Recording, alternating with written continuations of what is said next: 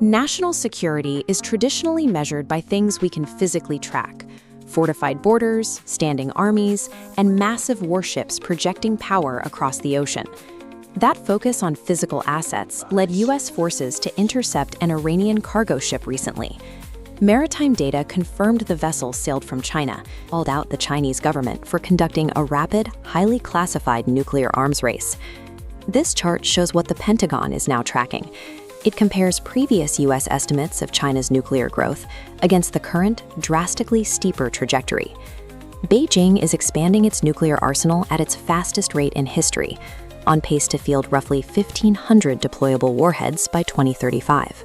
The sheer volume of that expansion forces the United States to simultaneously deter two distinct nuclear peer competitors for the first time. Regional allies are already responding. Japan recently scrapped its post-WW2 pacifist restrictions to build and export lethal weapons, immediately signing a $7 billion deal to supply warships to Australia. While these military maneuvers dictate the global news cycle, they provide a massive distraction from a separate, more invasive threat, one that has already moved past our borders and into our infrastructure. This quiet front of global conflict relies on economic leverage. By issuing heavy national debt through trade and infrastructure deals, a creditor nation can dictate the diplomatic decisions of sovereign governments. Taiwan's president recently saw a diplomatic trip to Africa disrupted when several nations suddenly revoked his aircraft's permission to fly through their airspace. The nations blocking the route, including Madagascar and Seychelles, all owe significant debt to Beijing. Western tech giants accelerated this dynamic of economic dependency. Over the past 2 decades, companies shifted their manufacturing supply chains into Chinese factories to prioritize speed and low-cost labor. Access to that manufacturing base required steep compromises. To maintain operations, companies have had to house user cloud data under state-linked firms and limit specific device features to comply with local censorship laws. This leverage has evolved into transnational repression. It is the practice of using state resources to actively intimidate, surveil, and silence political or spiritual dissidents living on sovereign North American soil. In Canada, Parliament members recently heard testimony detailing how performing arts groups tied to the Falun Gong spiritual practice were targeted by an information warfare campaign, which included 20 coordinated bomb and shooting threats against local theaters in just 2 years.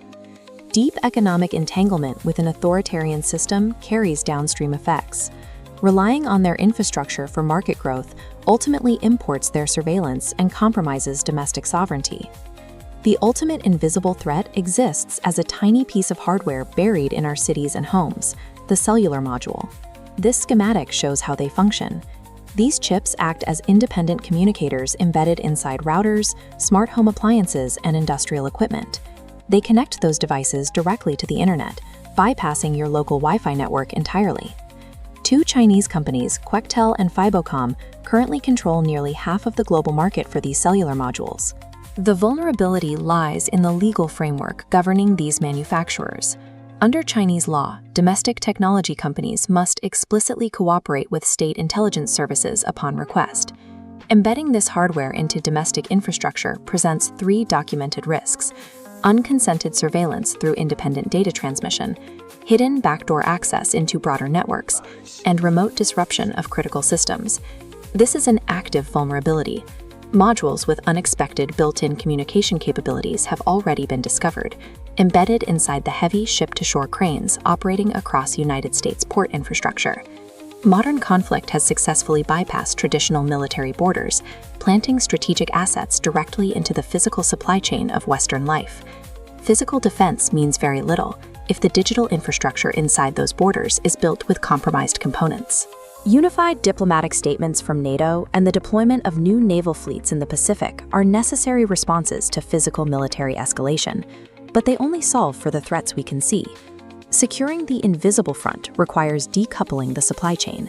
It means severing reliance on adversarial technology and moving the manufacturing of critical communication components back to allied nations. Beijing is operating a dual-front strategy.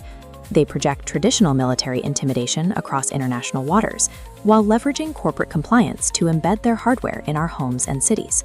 This strategic competition is now active within the smart devices of a modern home, moving the tension from the open ocean to the physical hardware of daily life.